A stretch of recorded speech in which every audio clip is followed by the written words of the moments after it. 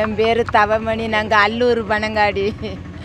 5 லட்ச ரூபா கட்டி இஸ்ரேலுக்கு அனுப்புனேன். போய் 1.5 வருஷம் ஆச்சு. இப்போ வந்துட்டுதான் போய் 2 மாதம் ஆச்சு. இப்போ ஒரு 15 நாள் உடம்பு சரியில்லைன்னு சொன்னார் என்கிட்ட. இழப்பாக வருதுன்னு சொன்னார். நான் சொன்னேன் ஆஸ்பத்திரிக்கு போங்கன்னு. கம்பெனியில் ஒரு நடவடிக்கை எடுக்கலை அப்படின்னு சொன்னார்.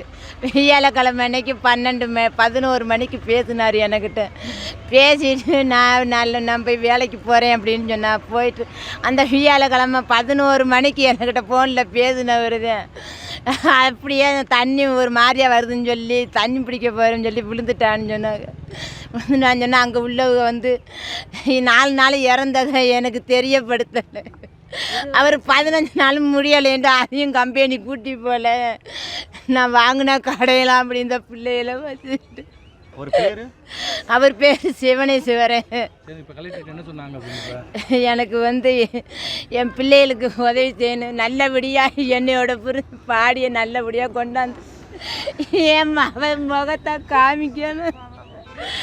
இஸ்ரேலுக்கு போயிட்டு இப்படி பாடிய கூட வருவாருன்னு நினச்சி பார்க்கல. எனக்கு வந்து 13 வயசு ஆகுது, அவனுக்கு 16 வயசு ஆகுது. இந்த பிள்ளைகளை வச்சு நான் எப்படி கடைப்பிடிப்பேன்? என் பிள்ளைகளை வளர்க்கத்தையும் போனார். இப்போ பணமா வர்றாரு.